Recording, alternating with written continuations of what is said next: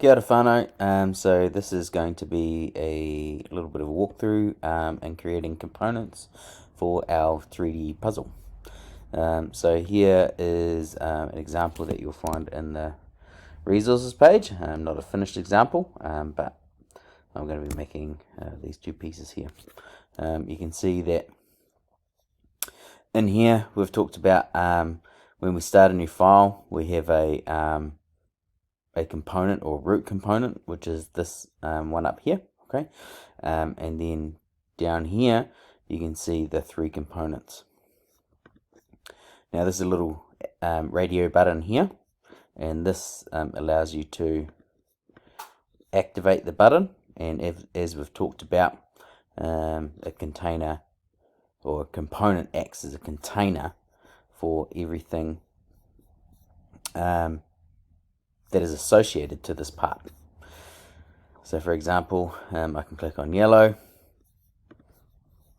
grays out the other ones, and these are the sketches and extrudes which are specific to this component or part.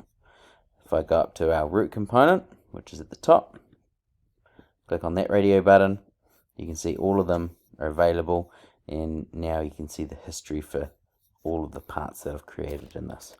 So let's get started. So the first thing that we always want to do when working with components is we want to create a component. So we can do that here, all right, and create the new component, and we're going to always name it so that we know which component is which. So we're going to be starting with blue, so name it blue, and our parent, which is going to be important when we start creating multiple components at this stage, is our root component, which is up here. So I'm going to go OK, and we've got a new component in here, and you can see that the icon here has changed, but we don't need to worry about that. But that's just to let you know that there's components inside that container there. So we want to start off with our sketch. I'm going to be, if I flick back here, I'm going to be creating this one here. Okay, so it's sort of like an L shape on the bottom. So I'm going to create my sketch. I'm going to start with the bottom, and this is like the other cube tutorials that we've been walking through. There's lots of different ways to be able to do it. Really the end goal is just getting the model completed into the way that you've designed it, and there's plenty of ways to do this. It's the outcome that really matters. So I'm going to use my rectangle tool, and all of the areas, the measurements for our cubes are 30 by 30 by 30 for each individual. So my L shape is, can think of it as like a rectangle, so that would be 60 by 60.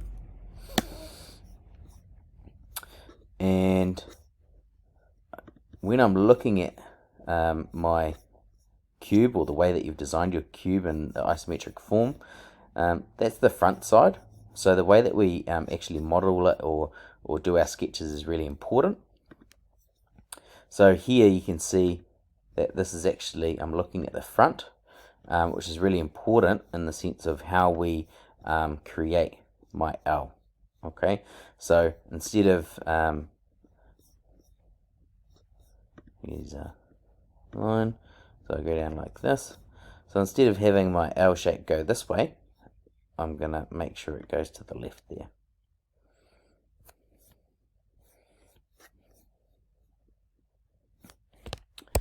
And there's my L shape. Finish, and then I'm going to extrude it, and I'm going to extrude it 30 mil, and there's my L shape. Now I'm going to do the vertical, so I'm going to select that surface, I'm going to create a sketch, and I'm going to use my rectangle tool, start on this corner and snap to it. Make sure my square's 30 by 30. Finish my rectangle, and then I'm going to extrude it again, and because it goes all the way at the top, it's going to be 60.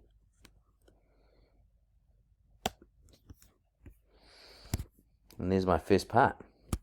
Now, to make it look a little bit more appearance-wise, just the way that you've designed it on your paper, we're going to change the look of it. So the way that we do that is we can hover over our component, right-click, and click on Appearance. You can also have the shortcut A. Now down here, there's all sorts of different materials that you can use. I'm going to keep with the standard one here, but what I'm going to do is I'm going to change the color of it, and the way that you do that is you can right click, you can click on Edit, and you can use this gauge to change the color, but I find it easier to click in the color library, and I want to look for blue. Look for a blue that I like. Baja blue. Click OK, and then close. And there's my first part. Now what we want to do is I want to build my second one. So we can do this in, first of all we want to create another component. So we want to click on New Component. Now what we have here, and this is what I was sort of referring to earlier, is I'm going to name it yellow, but it's this area here. So when it clicks as a parent, at the moment our blue component is still selected, and this will mean that our new component that we're going to be creating at the moment, because blue is selected as the parent, it's going to nest it inside our blue component, and I'll just show you as an example. So I'll click OK. So instead of it being in this line here, yellow is actually inside our blue component, and we want to avoid that happening. That creates a sub-assembly inside here. So I'm going to go Control Z, go to New Component again, name it yellow.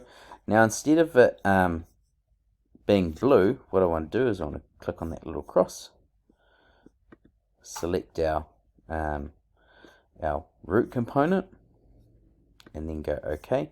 And now you can see that yellow is in this line and not nested inside blue. Okay, it's nested inside our root component. So now we've got that. Go have a look at what yellow is. Okay, so we go up and across. So even though we're in a different part, okay, so you look at my history, there's no history on this component, we can still use these surfaces here to help construct some geometry. So I'm going to create a sketch on this surface because that's where we're starting here. So I'm going to select that, and I'm going to create a new sketch. I'm going to use my rectangle tool, and it snaps to the corner there, which makes it quite easy. So 30 by 30. Finish my sketch, and I'm going to extrude that just 30, and you'll see why. Instead of going up 60 all the way to the top, I'm going to draw this Z shape and then extrude everything up 30. So I'm going to now create another sketch on top of that surface, and I'm going to wrong tool, use my rectangle tool, go into this corner and go 60 by 30, and then go from the center here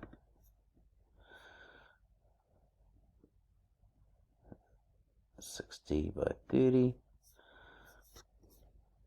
I'll finish my sketch, and then I'm going to extrude it, select my sketches, extrude at 30, click OK. Now this operation, this will say join, and what that's doing is this extrusion that we're doing now is joining onto this little bit here. There we go. So our next bit. So again, to change the appearance, right click, edit, yellow,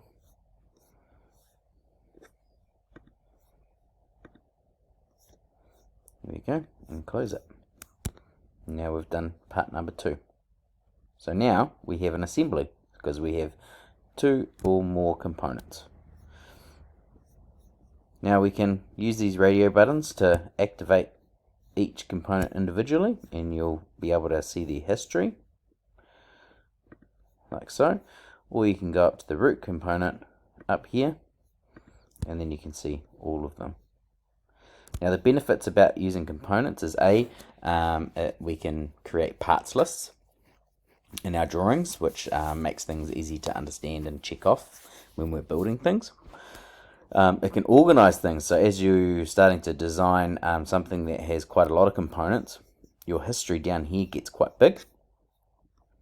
So if we're wanting to adjust or edit something or a particular component, what we can do is we can click on that component, and then we can go back and edit information as we need. So that's the perks of using the history bar, and you don't have to use Command Z. And the other thing is when you're working in components as well, here you can see that you're working on things in an assembly, but you can also isolate that component, so you're actually working on it by itself without anything else around, and sometimes that allows working on bigger things a lot easier. So we go back and isolate, and then we can see everything, and away we go. Alright, following this process, what we do is we go back and then create another component, name it your next color, and then away we go.